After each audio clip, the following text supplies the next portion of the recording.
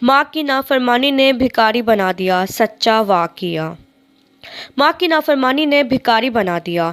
मौलाना अब्दुल शकूर दीन पूरी अपनी एक तकरीर में ये वाक़या बयान करते हैं कि मैं चेचा वतनी से तकरीर करके जा रहा था। कुछ साथी मेरे साथ थे। एक आदमी चारपाई पर बैठा था। मक्खियाँ इसके आसपास भिनभिना रही थीं। अजीब हालत थी। चेहरा जर्द है, गुब्बारों गर्द है, अजीब दर्द है।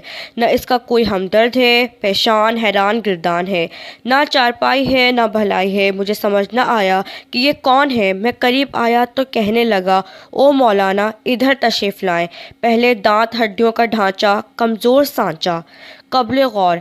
अजीब शोर। इसके पाँव पर एक कपड़ा पड़ा हुआ था। इसने कहा, मुझे इबरत से देखो, मैं कौन हूँ।